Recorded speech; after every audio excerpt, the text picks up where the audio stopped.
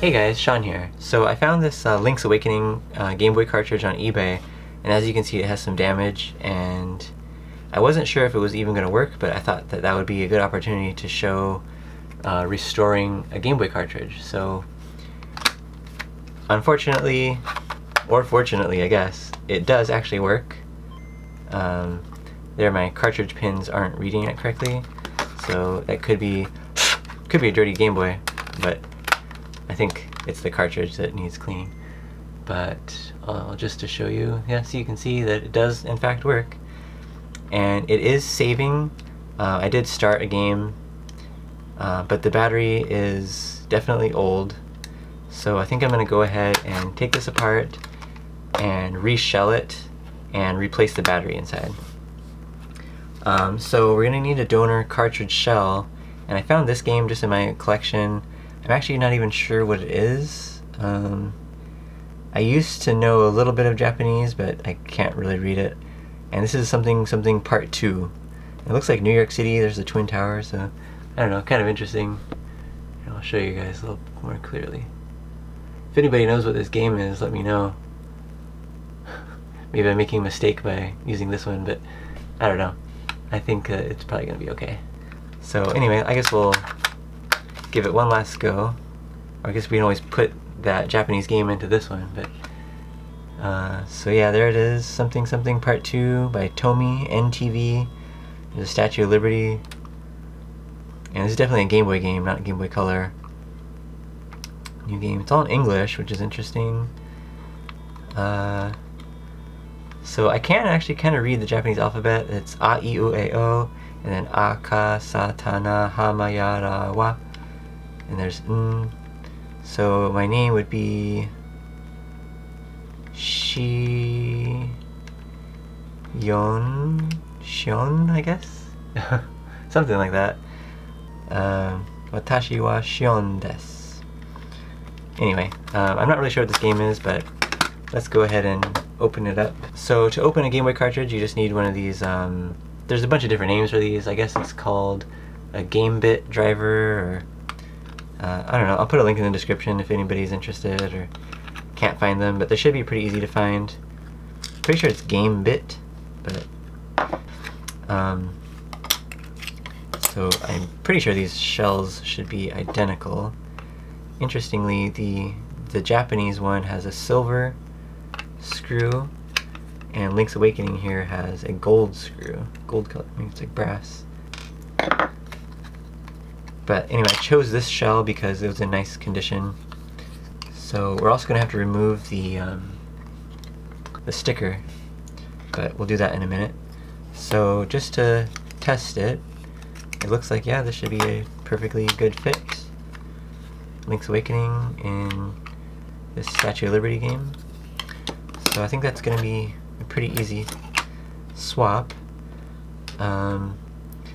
So to remove the sticker, I'm going to use a hair dryer. But before I do that, I guess I'll just go ahead and remove the battery. I'm going to replace the battery. And it looks like, out of the couple different sizes of batteries, it looks like it's actually a smaller one. So let's get one of these out. So these are the 1616s, CR1616s, I think.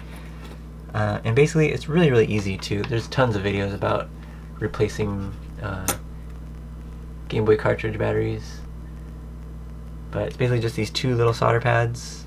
Remove it, put on the new one, and you're done.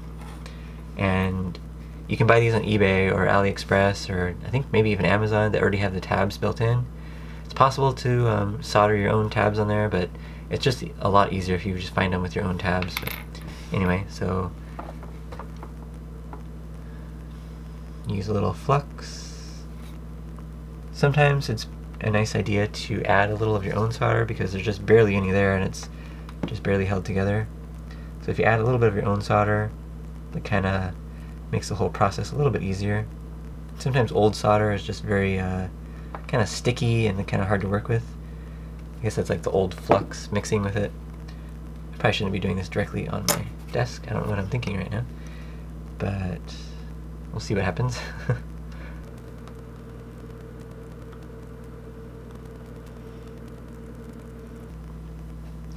So sometimes this really old solder is just really tricky. It just gets really old and like kind of stuck on there. Not very, I don't know. It's really strange. So now I'm going to clean up what's there. So just like before, put your soldering braid on top of the solder you want to remove. Give it a moment, and oh yeah, there it goes. You can see it soak it right up. Oop.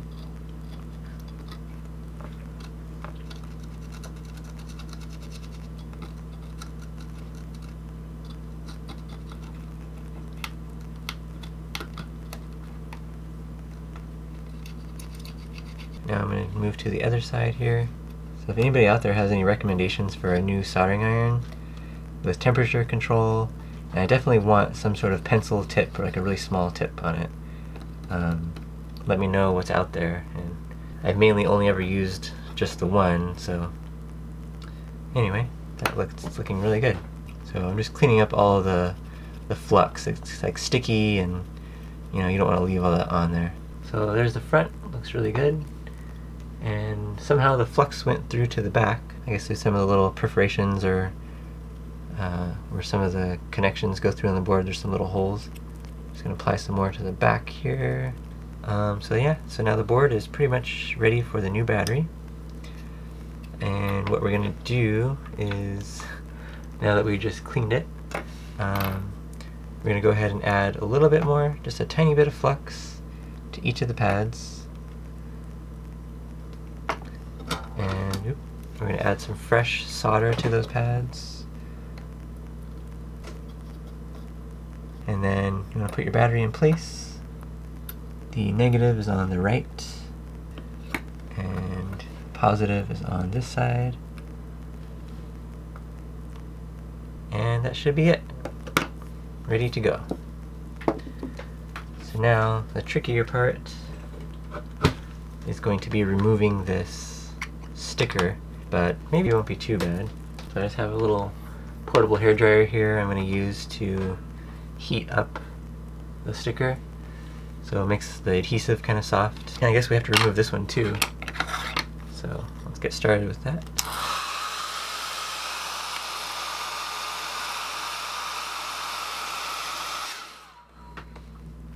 Okay, I'm just going to use the same like little spudger thing I use. Gently go in the corner here and hope that this works.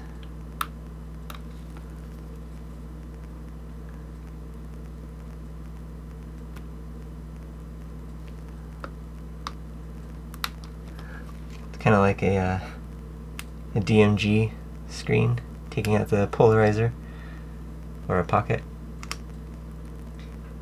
And what I'm doing is I'm not like creasing it by pulling it like this, you know. I'm kind of pulling it taut like this so it doesn't add any creases to it. But look, it's coming off nice and clean, and it still feels like there's a lot of adhesive, so I think that's going to be okay. I'm going to set this like this, and I'm going to quickly do the same thing on this one.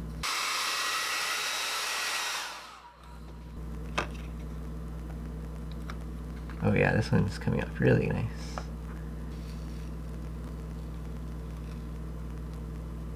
The hairdryer method works really well. So I am going to put this one on the old Link's Awakening shell. But while this is still warm, I'm going to go ahead and try to stick this down nice and clean. Be good. Unfortunately, the sticker does have some kind of like a little bit of a stain right here, but I'm not too worried as long as the shell isn't like cracked or anything. It's lifting a little bit in this corner, but if we push down, it's pretty warm right now, so as it cools, I think that might make the adhesive cool in a flat way. I don't know, hopefully. Alright, so here is the one we're going to install Link's Awakening to. So I'm going to put that in there. And something I completely forgot to do in this video was that I have this sub-module unit, and what I was going to do was save my save game and before I change the battery, and then reinstall my save game. but I completely forgot to do that, and I just changed the battery, and I just realized I had it set up and everything ready to go right here. So that kind of is annoying, but I'll have to restart the game. So, oh well. Yeah, it looks pretty good. Here is the gold one, the gold screw. And there we go. Link's Awakening, good as new, sort of. And I guess real quick I'll go ahead and put this sticker on. Alright, done with that one. All we care about now is Link's Awakening. So, corners still give me a little trouble, but yeah, I probably will add a little bit of super glue right into that corner, but for now let's just test it and see if it still works. And it's showing that there's nothing. There we go. So maybe the cartridge pins in this Game Boy Color are actually dirty. So there it is, and yep, everything is erased. So I guess I'm gonna go ahead and I always name my character Link. I never name it like my own name or anything. I always find it kind of weird when people name it after themselves or something. Same in Pokemon. I always name my character Ash. Even in like later versions of Pokemon that it wasn't supposed to be Ash. And let's just go here. I just want to save it so you guys can see that the battery is actually working. So I can see that it's working too. Alright, got my shield. Can you save it before you get your sword? I forget. Let's see. So I got my shield. Let's just go here. And yeah, you can save it. Okay, so now let's see. Yep, so it's working. Save battery's working. I'm going to turn it off. Take it out. Push that corner in a little bit. And let's make sure. Yep, it's working good. Yep, and still there. Alright, so I guess that's it for this one, you guys. I've still yet to play Link's Awakening on Switch, but I'm really looking forward to playing that one day soon. Let me know what you guys think about Link's Awakening. It's one of my all-time favorite games. I actually never owned it growing up. I actually only owned Oracle of Seasons, and I borrowed a Link's Awakening from a friend, and I think I still have that copy. I don't think I ever returned it, but yeah, so now I officially have my own copy. Maybe one day I'll get one that doesn't have a dirty old stain on it, but at least it's not in a cracked shell. So